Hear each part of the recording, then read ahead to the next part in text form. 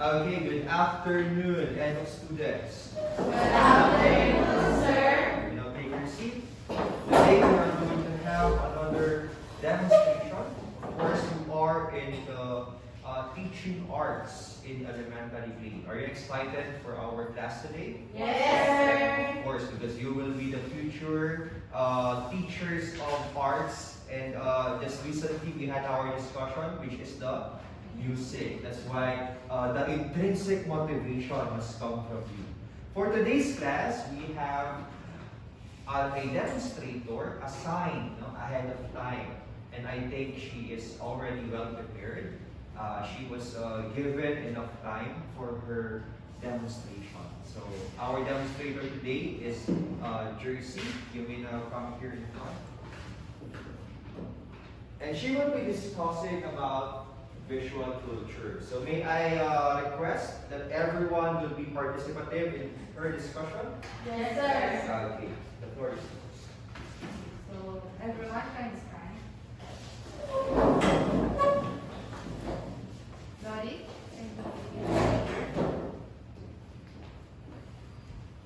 Let us bow our head. Dear Heavenly Father, we thank you for this day. We thank you for giving us this day to see the demonstration teacher give her wisdom and knowledge to give us the knowledge that we need. And thank you, O Lord, for all the blessing you've given to us. So may you guide us every day. In Jesus' name we pray. Amen. Amen. So, good afternoon, class. Good afternoon, ma'am. Okay, so before you take a seat, kindly take all the trash under your chairs or tables. And then, so, before we start our new topic for today,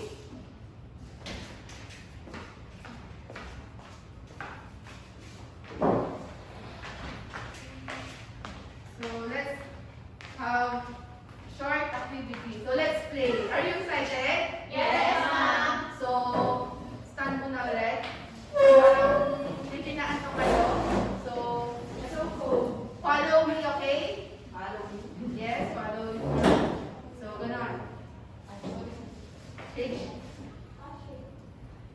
Then, Poses.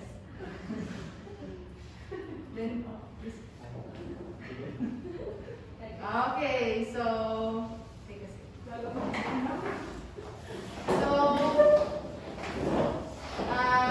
before we start our activity, let's recall what we have discussed last week. So, AJ, Ma'am, last week we discussed about puppet. Puppet which derived from Latin word pupa means doll. So puppet is a movable model animated by the person who control it using by hand or string. okay, so, another one. Camille, you have So just like AJ said, the puppet is the one we use, and the puppeteers is the one who play the puppet. Okay, so I see na meron ka natutunan sa last week na discussion. So let's start our game. So this game name called Guess a Picture. Okay? So first, AJ. Visual culture. Okay, let's see. Okay, very good. Next. Juana. Magazines. Very good. Next picture. Gilbert. Next. Camille. Animation. And Technical problem. Gulo. and last. Again. 1, 2, 3, go. Okay, Four times. okay, very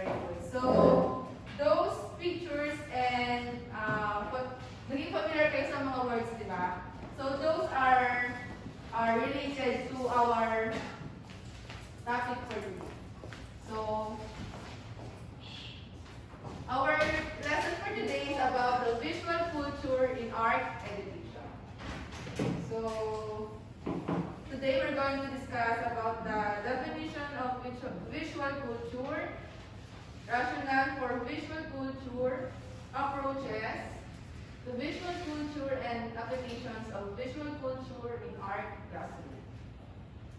So, visual culture, can you read? Visual culture would be the symbols and signs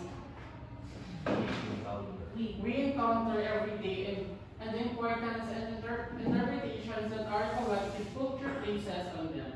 Through combined acknowledgement of shared beliefs, values, and traditions, certain images are given significant meanings without verbal cues. We are brought up to immediately recognize their significance. Okay, so when we say visual culture, so do you have any idea what is the definition or meaning of culture?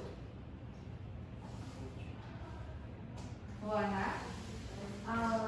Culture is a shared belief or commonality of a certain group or people. Okay. So, visual culture, it is, for example, yung symbol and signs. Di ba may nakita kayong mga nakapaskal sa mga wall ng mga, for example, yung First. yung mga signs, gano'n. So, it's a part of visual culture. Sa cellphone nyo, yung mga logos, tapos, yes, yung sa mga magazine.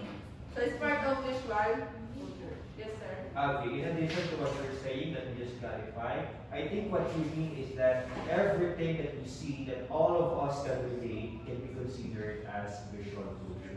For example, in our mobile phone, the logo, or let's say the icon of Facebook is the same with the icon of my of Facebook in my phone. Am I correct, teacher? Okay. How about outside world in the community? What can you consider as something relevant to all of us? The fast food logo, Jollibee. We all know. We all know that fast food restaurant, right? McDo, Chowski, KFC, Makinasal, right? And even the commercials that we are seeing every day when we watch TV. Sometimes we actually play and try to guess the name of the brand, no? Before the other one, right? So it's very what do you call this? It's very fun, no? To have this kind of visual culture because it connects the people, right? Connection of people becomes more clear, becomes stronger, and of course you are mentioning the culture, which is very important in our community. So without it, we will not have the shared beliefs, we will not have these values, so it will be chaos, right? So through this visual arts, we are having this visual culture.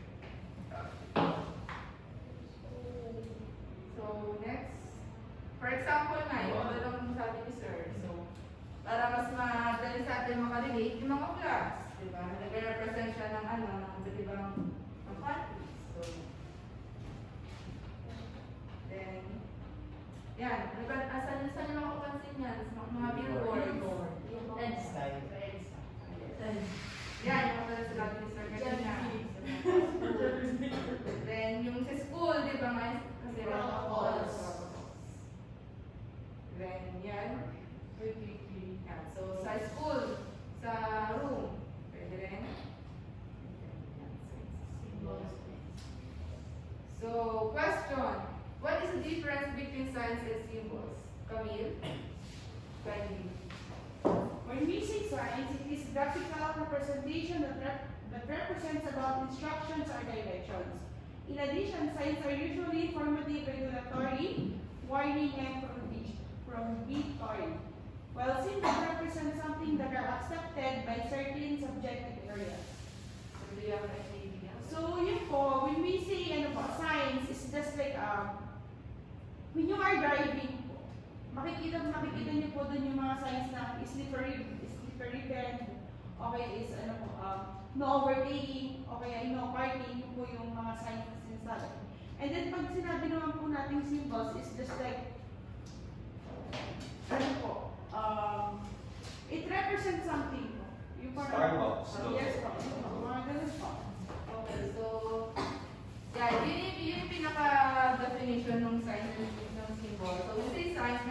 sinusunod na rules o sinusunod na instruction. Kapag symbol, nagre-represent mo siya sa isang object. For example, sa cellphone na natin, yung mga logo. So, ayan. Same symbols. So, another definition, kindly AJ. Visual culture is concerned with visual events in which information, meaning, or pleasure is sought by the consumer in an interface with visual technology. So, di ba gawa nga ng pag-ano ng technology, mas madali na para sa atin na makagawa ng isang visual art, di ba? So, imagine nyo kung walang technology, paano natin magagawa yung mga, for example, yung mga billboards, yung mga kita natin sa labas na mga power presentation sa cellphone nyo. So, ikaw, girlfriend, tingin mo ano yung importance ng technology sa pag-ano ng visual culture? The importance, and for me, the importance of technology for the visual culture is nakakatulong po sa atin para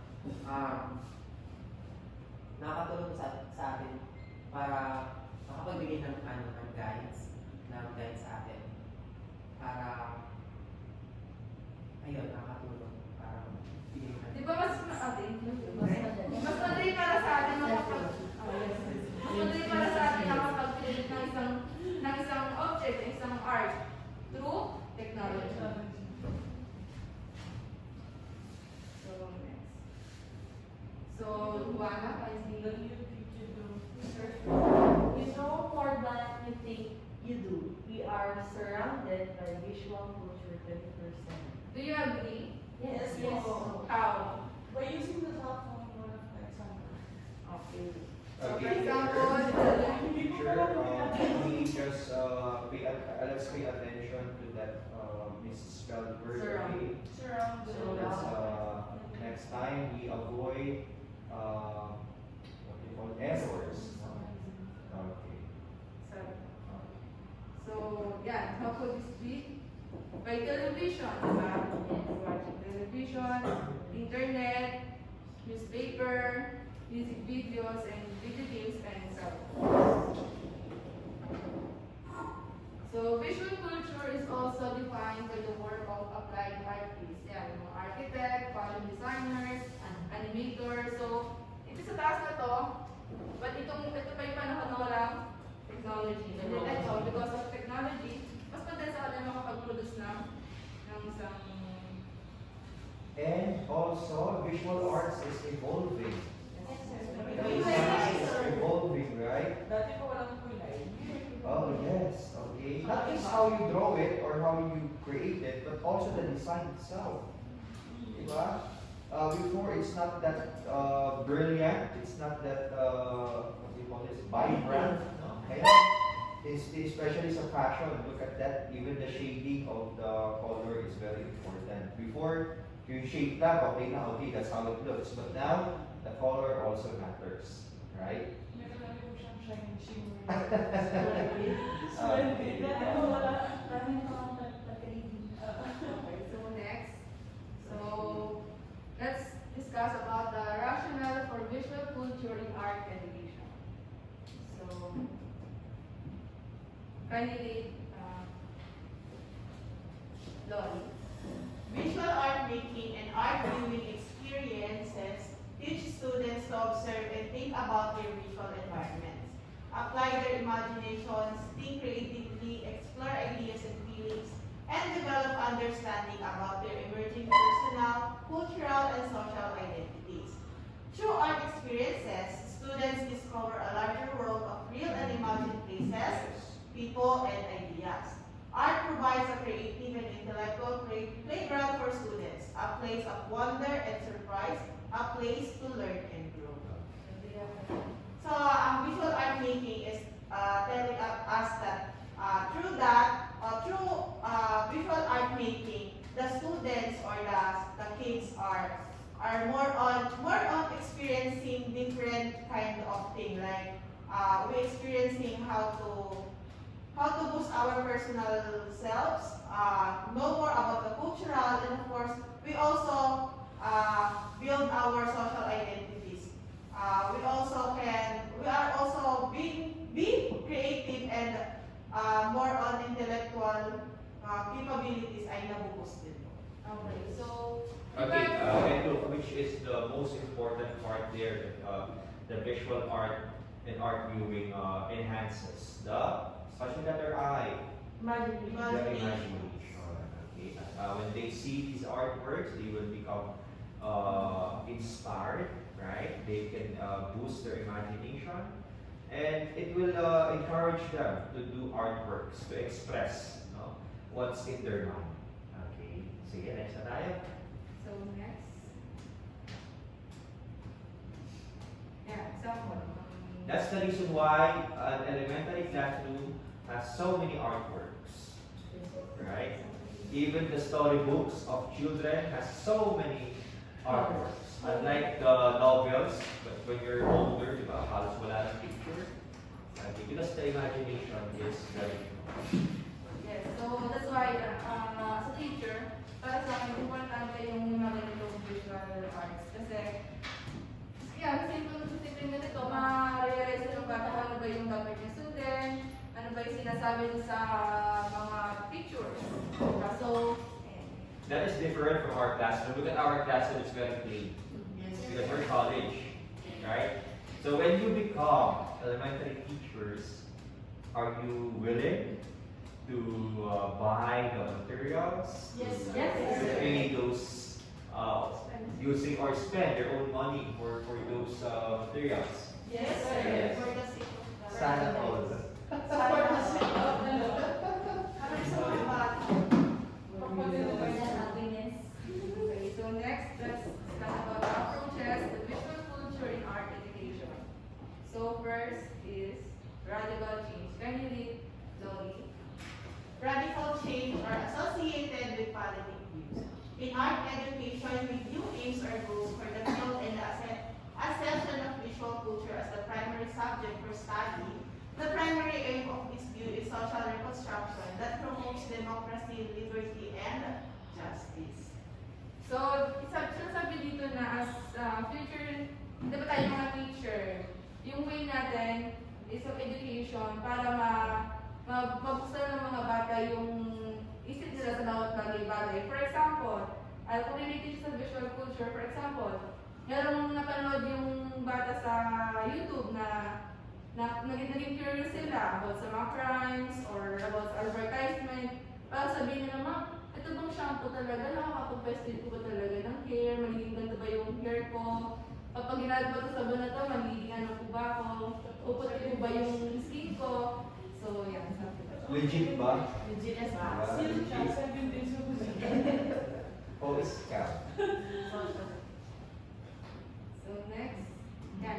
Example ng radical change. So, are you familiar with this game?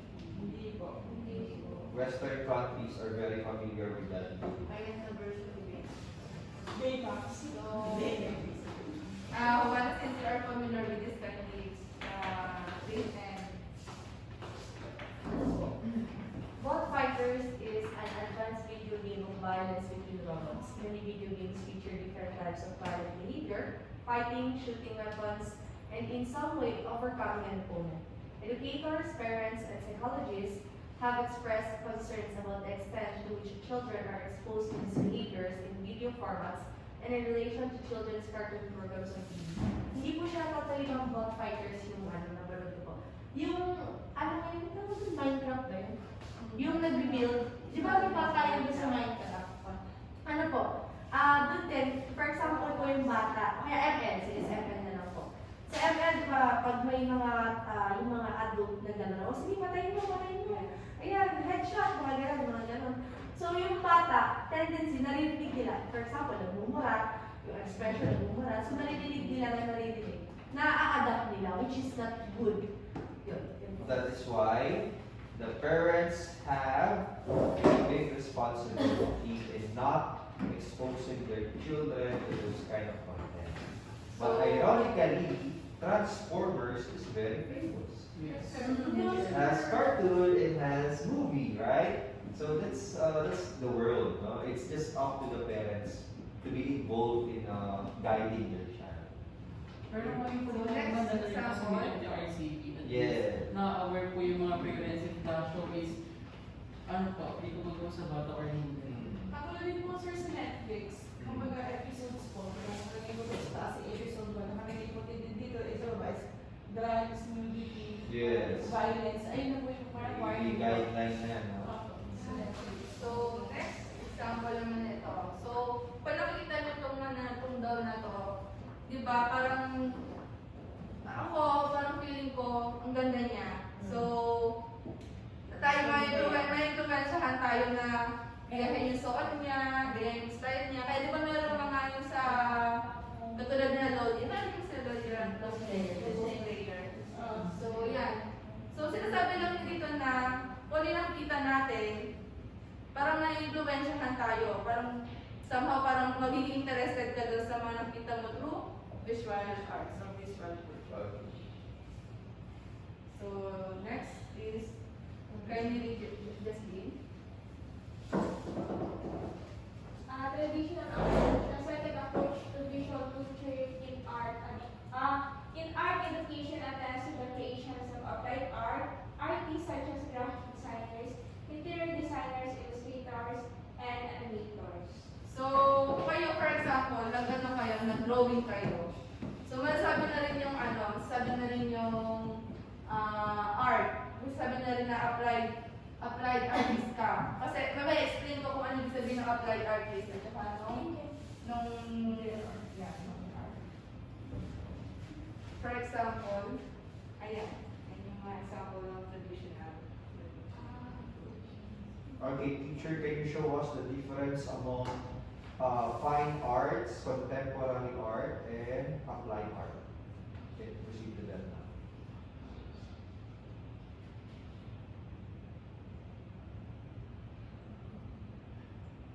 Yeah. Yeah, okay. Because that's very important. So, Gilbert, can you read what is contemporary art? What defines contemporary art? Strictly speaking, the term contemporary art refers to art made and produced by artists living today. Today's artist's work is and respect to a global environment that is culturally diverse, technologically advancing, and multifaceted. So, when we say contemporary art, ito yung yung art na 21st century na na gawa. So, kunwari, 21st century tayo mismo nagawa tayo ng sarili nating art. It's also called contemporary art. So, yun yung simple definition. And when the contemporary art stands out, no, it stands out from the others. Now it becomes the next one is.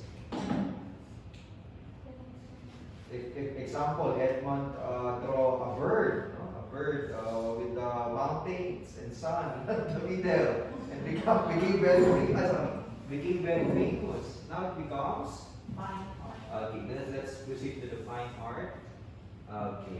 So, fine art refers to any form of visual art that cannot be used for commercial or practical purposes. Okay. So, it is designed to be exhibited or displayed in a private collection. So, for example, dyan yung mga museum, and yan, museum na mismo yung pinaka-example ng fine arts. So, hindi siya pwedeng gamitin kung saan lang. Yes. Yun na yung mga arts na. For example, for ano ba example ng mga arts? Pablo Picasso. Mona Lisa. Mona Lisa. Tabular, Yes. Description. Remember the movie Da Vinci Code? Did you watch that? That's a very interesting movie. In that movie, they showed many arts, prestigious arts, fine arts. And I cannot tell you how much they paid just to show those images for like 5 to 10 seconds. Nakita doon yung Mona Lisa, Yung, Original po ano, sir? ha? Original na Mona Lisa po. Hindi, kasi kahit hindi siya original, basta inano niya, yung kahit yung mukha lang, basta ipinalabas mo sa isang movie, ay mahal na yun. Yes. Kasi ginagamit nila yun for commercial na. So, yun. Saan kayo pupunta yung bayan ko, no? Sa museum. Or doon sa may-ari. You know what? Walang nagtatangang bumili ng 5 hearts. No? Meron naman, but yung sobrang kayaman, ay wala na magawa sa pera. Oo. Diba? Because yan talaga ay nag-start. Subok na ng panahon na nag-a-appeal yan sa lahat ng tao. So, and then example ng So, Look at that. favorite na lang. Can you read AJ? Contrary, unlike art refers to artwork created for a valuable end product such as design or decoration. This type of art can be found in various mediums such as design, decoration, and So, unlike the sa fine arts, bawal siya dibang gamitin for advertisement. So, ito naman, pwede. So, ang applied arts, pwede siya. So, pwede gamitin sa mga, kung na lang, kaya sa mga notebook. Di ba may mga design doon? So, Yung artista po. ha? That's why class, mahal magpa-logo. Diba? Yung mga graphic artist, niningil yan ng 5K para sa maliit na bilog. Yes. Sir, nauso na yung sa TikTok. Ano? Yung magpapasa ka po sa TikTokeries na nag-drawing ng pangalan ng, hindi po yun may picture ng ano nyo. Tapos Gagawin sinabi sa 5,000 na po yung bayad. Oh. Kasi Yung it's... sketching lang sir, 5,000 na. Depende Yes. sa price na gusto nyo. Kasi sa'yo na yun. It's yours. Whether you make it your brand logo or kung saan mo gagawin, it's yours. Kaya mo pinapayaran. Mahal sir. Mahal talaga. So, naintindihan naman yung pagkakaiba ng contemporary, fine, tsaka applied. Yes, ma'am. So, yung example mo. Flowers. And now let's talk about the applications of visual culture in art classes. So we have denotations and connotations. So do you have any idea what is connotation and denotation? One, Atil. Denotations means the original definition of it. Connotations is the another or deep meaning of the word. So denotation, about denotations, you can get yung pinaka-definition niya through dictionary. Diba? So, tama yung sinabi ng connotation, meron siyang double meaning. So, yun na yun, yung denotation is the literal description Of the of English. the image. So, kung sa visual culture, yung base, yung nakita mo doon sa picture, yun lang i-describe mo. For example, doon sa isang picture, merong color yellow, color blue, may people, ganun lang yung describe mo doon sa picture. And then, sa connotation, metaphor. You're using metaphor. So, example nito. So, do you think what is the denotation and connotation of image?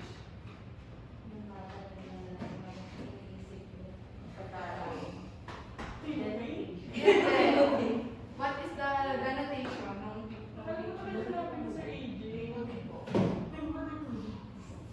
Student. Denotation is food. Spoon, fork, plate, right? It's food. But a connotation is it's like advertisement for Lego. Yes. Lego. So what does it mean?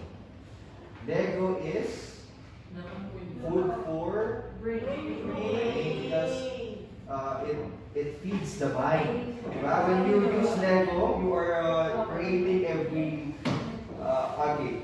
So aside from that, I have here a deeper example. I use my phone here. Like yung pinakita natin sa camera. As you can see in my phone, I have here a photo Yes. of a man. I don't know how to describe it, but if you can interpret this using the denotation, it's bad. Yes. Diba? It's like abusing the sexuality of women. Because it's very obvious here. But if you are going to use connotation, diba, there is another meaning for this. Diba? Ano nga pala ang meaning nito? Nakalimutan ko. Sige, AJ. Sir, yung papa niya, yung tatay niya. That's the dad, the father. So, yung father niya number is kulong po. And then po, minamasdan niya po yung mga kung may tao po doon. And then po, yung breast milk niya po, yun po yung way niya para po, inumin po yung father niya para mawala po yung pagkauhaw, yung pagkagutom po ng father niya. So, ibig sabihin, the intention is pure. It's not bad. Okay, pero pag tinignan mo siya, Prisoner siya, sir. Ito sa mamatay siya, hindi po siya yun ang kanyang sentence. Yes, sir. Tataka po yung mga bakit buhay pa siya. Yes, that's the beauty of art. Marami pang ganyan. Pag-search lang tayo. Meron din po sir ako nakita na Nalulunod. yung nalulunod yung asawa niya, yung Ang anak anak niya niya, sa kay tatay niya. Ang nililigtas niya yung tatay niya. Bakit? Hindi niya po nililigtas yung... Kaya, thanks. Nagawa daw. Parang sinasabi niya lang doon na kung hindi naman daw siya, wala naman daw siya kung wala yung tatay niya. So parang, bas inano niya yung, parang binibigyan niya lang ng importansya yung buhay niya kasi nga daw sa tatay niya na siya yung may dahilan kung bakit nandun siya sa mundo. But it does not mean that it's correct. Yes. When you say connotation, we can have different interpretations. Yes, yes. For you, maybe that's correct, that's the best decision, but for her, that's wrong. Right? Because sometimes sabihin, matanda na yung tatay eh, mas worth yung asawa kaya yung anak. Ay, hindi na Kasi masama yung Ano yung kami? Yun yung For me, alam ko. connotation, different perspective. Kasi sir, Yeah. So next, Diba? yung daw. Yung daw naman. So dinidefine niya lang kung ano ba yung ibon, then sa connotation, meron ng ano, Ano ba ang dove kung connotation? Yan ang ipon. kalapate. Kalapatin. Kalapangarera. Oo nga, ano ba naman? Ang connotation yan, ano naman ang symbol niyan? Love. Gentleness, tenderness, Virginity, ano? Purity. Purity eh. so last example. So yung dito. Open happiness. Coca-Cola. Santa Claus. So ano yung connotation nito? Si Santa Claus ay source ng happiness. Si Santa Claus ay Source of happiness. Ang denotation niyan, kaya matama sa Santa Cruz siya ko. Sir. Oo. Nasa cover. Kung may denotative na tao, yun ang maiisip mo dyan. Ay, ito siya ang tama. Connotation. When you open your door for Santa, you open happiness. Same with Coke. When you open your door for Coke, you open happiness. When you drink it, ilog lang, inopen mo lang, pumasok ka na Coke. Oh, di ba? So, naintindihan na po ba yung Yes. pagkakailan? Yes. Yes, ma'am. So, that's all for our... For your activities, you may now proceed. Okay, so, let's proceed to our activity. Okay, that's it. I already witnessed the activities. I saw that the students are very participative. What can you say about the performance of the students? So, napansin ko na naintindihan nyo yung donation at connotation kasi yung activity natin is magupit kayo and magupit kayo ng picture and mag-drawing and then explain yung connotation at donation. So, I see na natutunan nyo talaga yung lesson. Okay. Okay, so let's proceed to... Do you have any question? Okay, so me, I have question. Okay. Kung wala kayo tanong,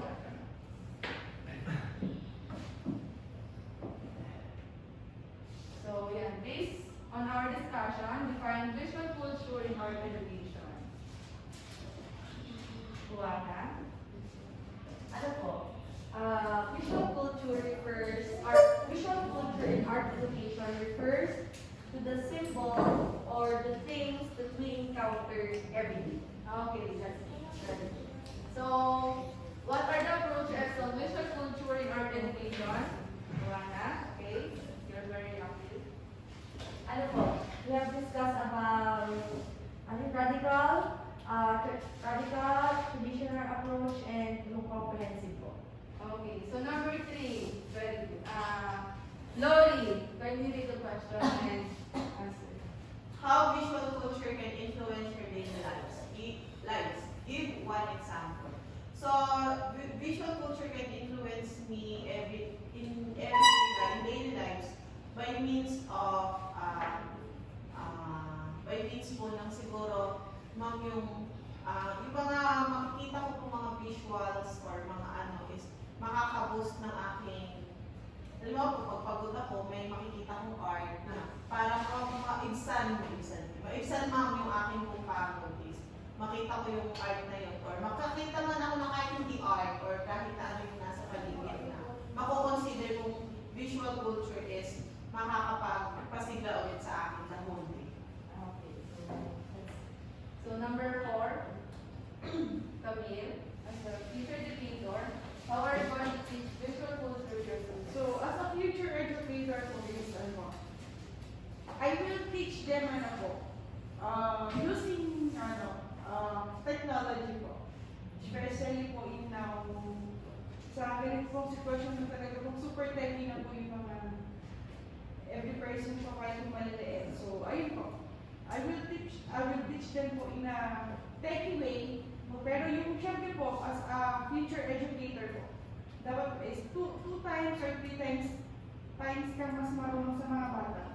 Para hindi ka naman nila ma-questions or para mas kapanig-maniwala yung mga tinuturo mo pa. So, very good. So, ako, as a future educator, I'm going to teach visual culture. Siyempre, diba, yung mga natin, yung sa lesson plan. So, sa activity, pag sa arts, diba sa arts, kailangan involved sila sa mga art materials. And then, kadalas sinabi ni Camille, yung technology, so pwede nila yung magamit yung technology to be more engaged sa klase. Then sa number 3, gusto ko lang magdagdag na how visual culture can influence my daily life. For example, sa Facebook or sa YouTube, di ba, kapag pagod ka or nakikinig ka lang sa music, it's also part na ng visual culture, yung music video, gano'n. So, yung mga naglalaro dito ng ML, yung mga so, na-influensyahan tayo. Actually, LVR, na-influensyahan tayo ng visual culture. So, that's all in my Okay, Chrissy, congratulations.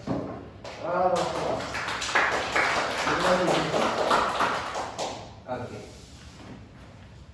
So today we have learned about visual culture. So before we end our class, I only have one question. So how does visual culture influence not our daily life as normal people, but as teachers? How can it improve our teaching? Anyone? Ano ang contribution ng visual culture? Okay. Would you like to try?